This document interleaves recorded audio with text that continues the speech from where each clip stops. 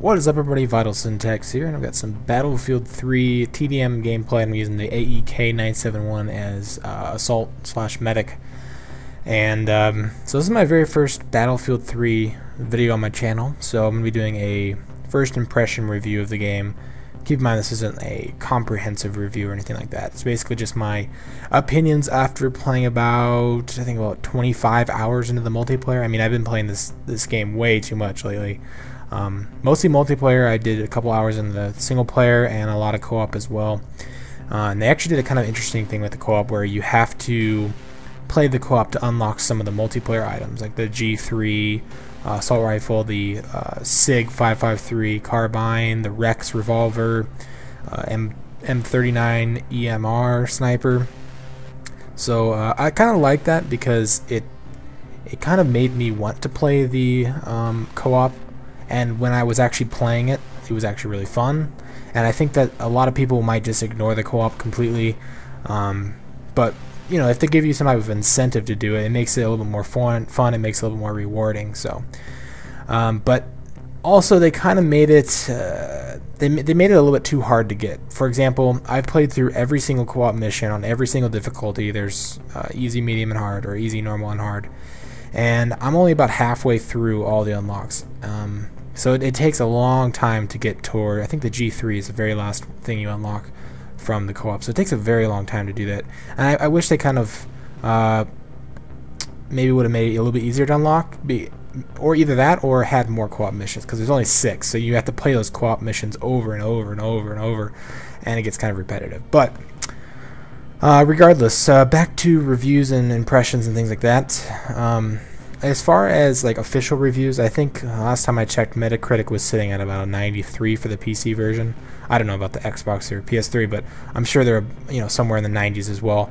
And that's a really high score. That's one of the highest scores this year, and definitely deserves it, because I think this is by far the best first-person shooter, probably one of the best games this year, and arguably one of the best first-person shooters of all time.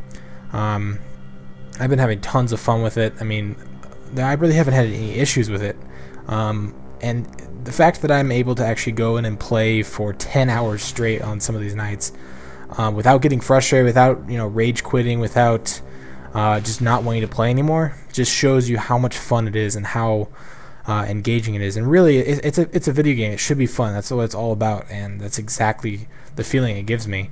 And I think part of that is because of how easy the game is, but how hard it is to master. Like when I first started playing the game when it had come out, I hadn't played Battlefield since the beta, which was a couple weeks, and I actually hadn't played very many games at all between those two, between the beta and the full release.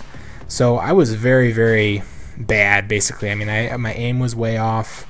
I didn't really know any of these new maps or anything like that, and I didn't really know what guns to use because they tweaked a lot of things from the beta, and I was doing really, really bad. My kill-death ratio was about a 1.2, win-loss ratio was about at a 1, score per minute was about at 200 or 300, and now that I've been playing basically non-stop since this game came out, I've gotten so much better at it, and it just feels very satisfying to get better at a game.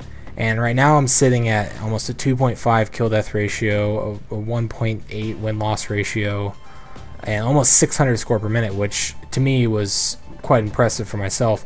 And I'm a pretty big stat whore. I mean, it's mostly just for me personally. I like to challenge myself and see how high I can get stat-wise. But I don't know. I like the fact that somebody that comes in that even as a first-person shooter player like myself, comes into the game as a new player or not having played the game before. It's challenging, it's tough. I mean, obviously you don't know maps and things like that, but on top of that, there's lots of recoil to the weapons. You have to learn to burst fire, tap fire, things like that at range. You have to learn the new recoil patterns, things like that. You got to know which type of gun to use. There's tons of different strategies that come into play also with all the new kits and equipment that you get, and all of that. I mean, it takes time. It takes time to learn, and it takes effort. And when you get it all down, and when you start just getting tons of kills and getting tons of wins and just doing really, really good at the game. It feels really satisfying. And I mean, I haven't had this much fun playing a game as far as I can remember ever. So, as far as the single player goes, I haven't played the full thing, so I'm not going to do a review on that. And I will be playing the heck out of that thing because the first couple hours which I played while the servers were down was really, really cool. It's scripted very obviously. I mean, for example, there's some parts or some missions where you're killing waves of enemies, and there's maybe like one target you're supposed to take out, and if you don't take out that target, the enemies will just continuously come and keep spawning. So it's very scripted, which I'm okay with. Because a lot of first-person shooters and a lot of single players in general are scripted, but it's very obvious and they didn't really blend it in very well. But aside from that, the action's very, very well done. It feels very engaging, and the story so far is pretty interesting. It's kind of cliche. I'm not going to ruin it, but basically has to do with a nuclear bomb. So I mean, a first-person shooter without a nuclear bomb isn't a first-person shooter. So I'm not going to go too much into the co-op or the single player because I haven't finished that. But maybe once I complete that, I can make another video on that. But as far as the multiplayer and the co-op goes, it's very, very well done. I mean, if you're a first-person shooter, you have to get. If you play first-person shooters, I should say, you have to get this game. I don't care if you're a Call of Duty player. I don't care if you're playing on the PS3, the Xbox, or the PC. It doesn't matter. If you play first-person shooters, you have to get this game. It's a must-have. If you can only buy one game this year, buy this game.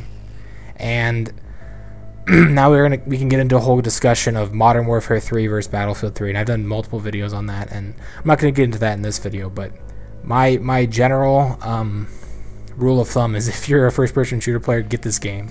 It's so fun. It's so engaging. One of the things I really like they did and changed from previous games is the unlock system, especially with Bad Company 2. Once you reached about level 32, I guess, there was nothing else to unlock. So you're basically sitting from level 32 to level 50, which is a very, very long stretch because those levels come very slow towards the end. It sucks because you're not unlocking anything, and doesn't feel rewarding. But they did a really, really good job with the unlock system in this game, where you unlock attachments for specific weapons instead of unlocking one attachment for all the weapons in that class. On top of that, there's tons of different types of scopes, way more attachments. They have a similar thing with what they had with Medal of Honor, where you can have up to 3 attachments on each gun. There's a lot of guns in general. I mean, I don't know if there's more or less in Bad Company 2, but there's definitely a lot of guns, and they all feel very unique, and they feel really, really good. So that's basically my opinions on Battlefield 3. It is an amazing game. Go out and purchase it if you haven't already. If you haven't already, I don't know why you're watching this video, but yeah, so thanks for watching, guys. If you guys enjoyed the video, remember, leave a rating, and I'll have tons more Battlefield 3's videos up in the next couple days. Alright, see ya.